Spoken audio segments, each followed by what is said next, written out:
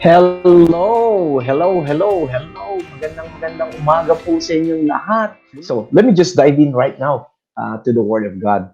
At naniniwala po ako somehow this will give us an idea of really what can we do to make the world that we live in. Kahit na, let's not think of the bigger world. Maybe in our own respective world, sa ating family, sa ating community, sa church, or sa ating school, sa ating kumpanya, nasan man tayo, we can still contribute to make the place that we're into a better place to live in. So I'd like you to turn your Bibles to Romans chapter 1 at tutuloy po natin pag-aral natin about the Holy Spirit in verses 3 and 4 at babasahin ko sa Phillips translation kasi maganda dito sa sinasabi. So sabi po dito, the gospel is centered in God's Son, meaning si Jesus, a descendant of David by human genealogy and patently marked out as the Son of God by the power of that spirit of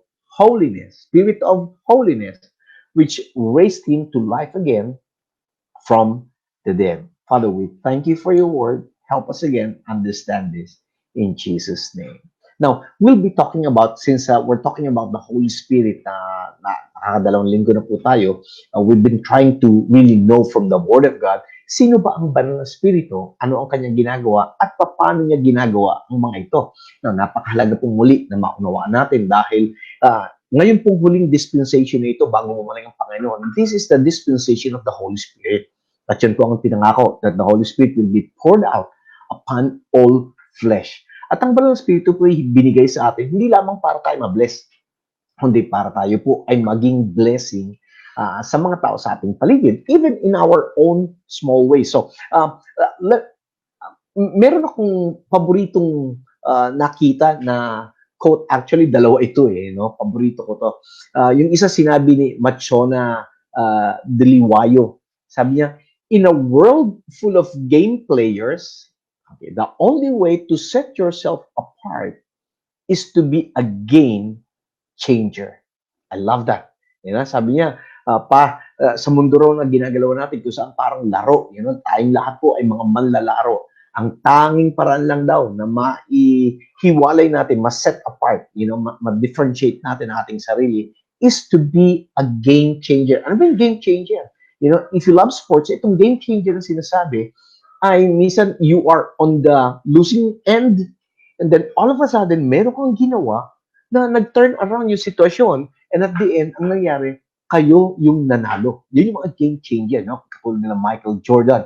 I was watching do sa Netflix yung The Last Dance. And maganda kasi yung storya na yung history nila, and oftentimes si Michael Jordan was the game changer during those seasons na minsan matatalo na or lamang ang kalaban and then last few seconds biglang titira sa malayo at yan ang mga game changer. Okay, yung iba naman kunyari tambak, then all of a sudden merong isang magandang nagawa and then everything changed and at the end again they won the game. Ganun din po tayo.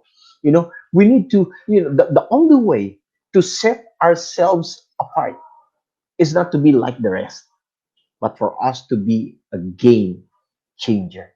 So, ang tanong ko, are you a game changer? And meron pang isang maganda rin na quote galing from Leslie Ludy mula sa kanyang aklat yung Wrestling Prayer, a Passionate Communion with God. At ito sabi niya, whenever your focus is in making yourself feel good, you can be confident that the Spirit of God is not the one leading the way. Ulitin ko, sabi niya, whenever your focus is doing on what you want, kung anong ating gusto, and making ourselves good, laging gusto natin, okay sa atin, masarap sa atin, and everything, sabi niya, you can be confident that the Spirit of God is not the one leading the way. Now, so with that in mind, I'd like to submit to you yung aking pong pananaw dahil binanggit doon sa kanyang binasa natin about the spirit of holiness. What does it mean talaga yung spirit of holiness na yun? And I believe that the spirit of holiness sets us apart for eternity and for God's glory. It's not an accident that the Holy Spirit is in us and upon us, and the Holy Spirit fills us.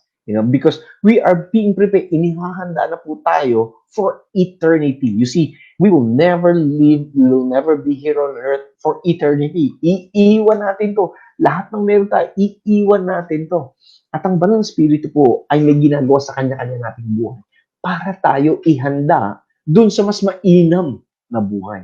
Pero bago dumating yun, ang Banal na Espiritu rin po ay may ginagawa sa atin upang tayo ay magkaroon ng magandang kontribusyon dito sa mundong ating ginagalawan.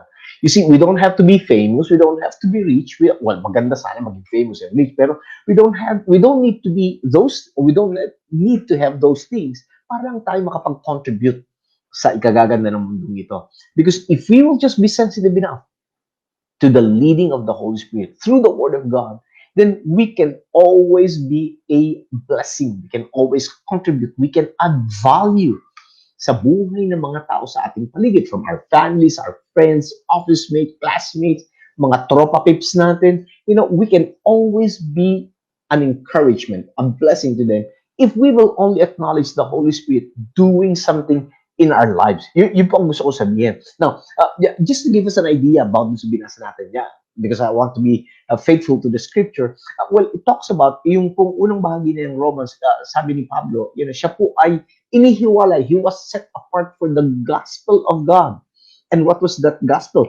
That gospel was already prophesied by the prophet. It was promised by the prophet hanggang sa ito ay mapangyari. Sabi niya, yung gospel na yon, it talks about the humanity of Jesus rooted on David. Ibig sabihin, the human side of Jesus ay nakakonekta po kay Haring David because that was the promise, that was the prophecy in the Old Testament. Pero it didn't stop there because to some, they only see Jesus as a human being.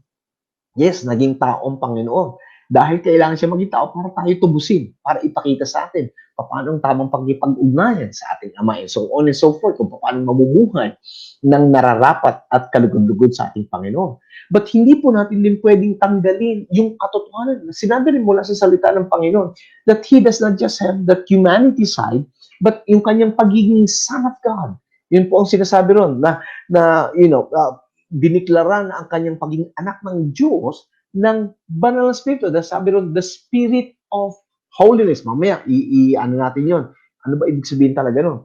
Pero He was set apart by that Spirit of Holiness as the Messiah, our Master. Sabi ho sa The Message Bible. Now, so pag-usapan natin kaunti muna, what's holiness?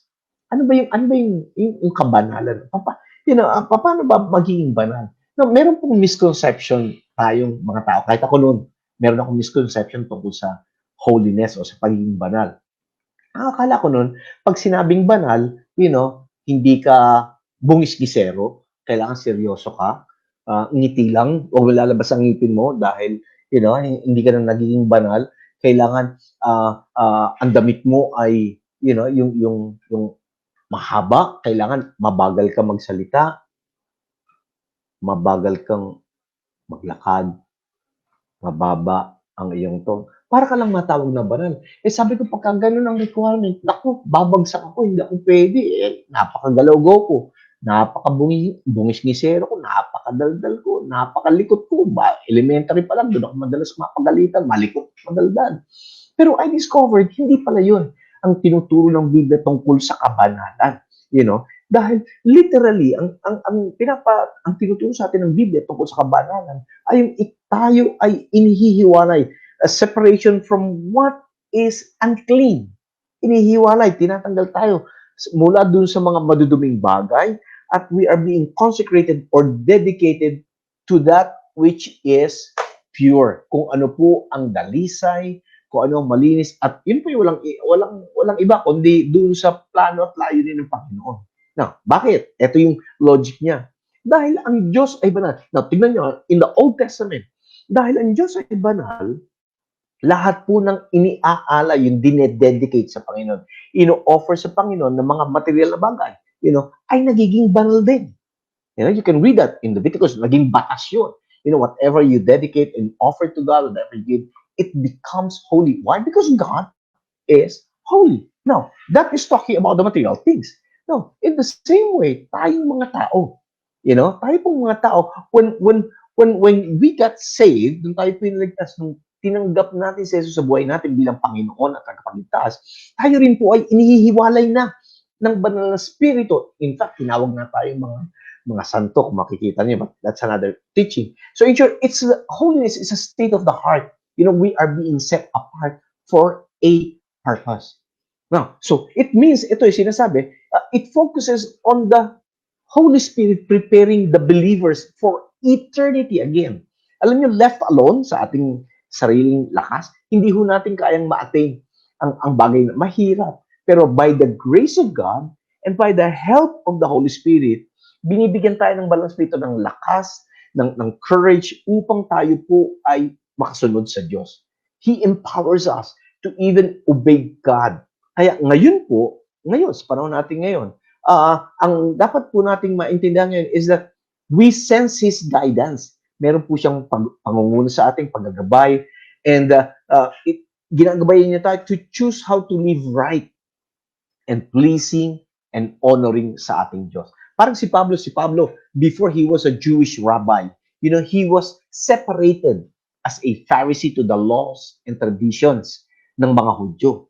But when he yielded himself to Christ, nung natagpuan siya ng Panginoon at nagkaroon ng enkwentro, sabi niya noon, when he yielded to Christ, he was now separated to the gospel and the ministry of it. In short, yun yung makikita natin, paghihiwalay, nagkakaroon ng pagbabago. Kaya sa mga Acts chapter 13, ito yung time na nagsimula na yung church, meron doon sinabi, verses 2 and 3, sabi, while they were worshiping the Lord and fasting, the Holy Spirit said, set apart for me, Barnabas and Saul, for the work to which I have called them. Then, after fasting and praying, they laid their hands on them and sent them off. In short, again, the Holy Spirit commanded them, set apart. Ihiwalay ninyo si Barnabas at si Saul para sa itinalago sa kanilang gawain. Alam niyo, ganoon din po sa atin. Nais ng Panginoon maihiwalay tayo. Nais ng Panginoon maunawaan natin, meron siyang layunin sa iyo at sa akin sa mundong ito. Hindi aksidenteng narito tayo sa mundong ibabaw na ito.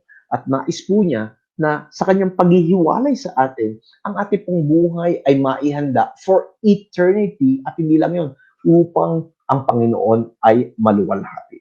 That's why I said kanina that the Spirit of holiness sets us apart for eternity and for God's glory. And so, what should be our part by this truth? Ano po ba ang dapat nating ginagawa ngayon? Simple lamang po yan. Number one is that we need to just always be sensitive to the Holy Spirit. We can talk to the Holy Spirit and ask Him na if He can just move in our lives and guide us through His power.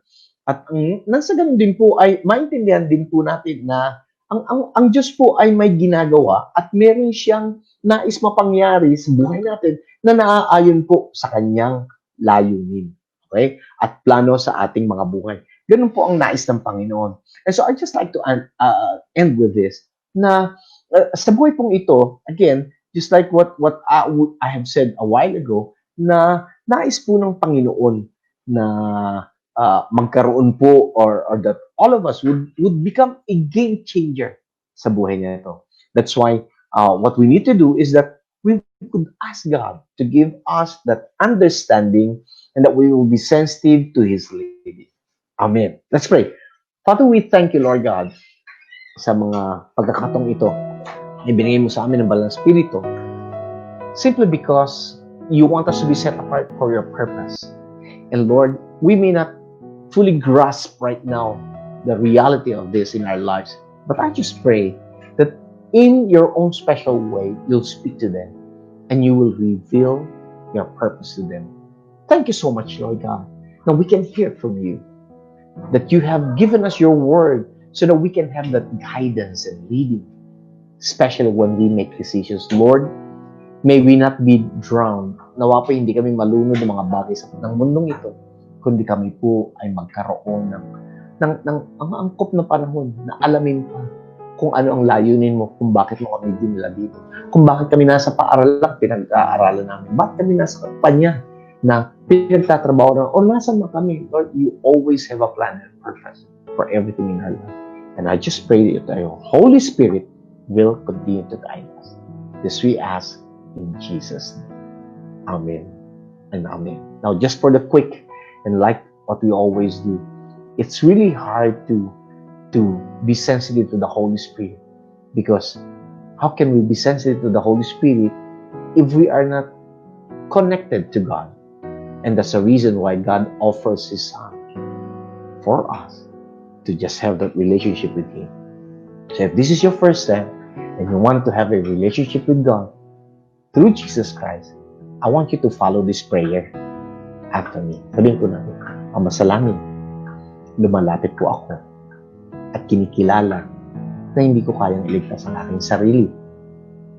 Inihayag ng aking bibig, si Jesus ang aking Panginoon, aking tagapagligtas, at buong puso akong nananalig na siya'y binuhay mula sa mga patay. Salamat po sa pagkakataon na ako'y napatawad mo sa aking mga kasalanan at binigyan ng buhay na walang hanggan. Tinatanggap ko ito ngayon sa pangalan ni Jesus. Amen at amen. Praise God. Praise God. Again, I'd like to congratulate you if you prayed that prayer for the first time at may makita po kayong link dyan about yung connect, and please message us that you prayed that prayer and that you wanted to grow and learn more about God, His Word, the Holy Spirit, and we will be very much willing na tulungan po kayo at might connect po kayo sa church community. So, again, napakabilis ang oras. Ay, naku. Sana nga medyo mahaba-haba pa ito. Pero again, these are just nuggets that we can meditate and think about. Always remember, the Holy Spirit is in us and with us, again, to help us and to guide us, for us to be the better person, para din tayo magkaroon ng contribution sa mundo ito. Amen? And again, lagi po natin tatandaan, kay Kristo Jesus, bawat umaga, bagong pag-asa. Paalam po sa inyong lahat.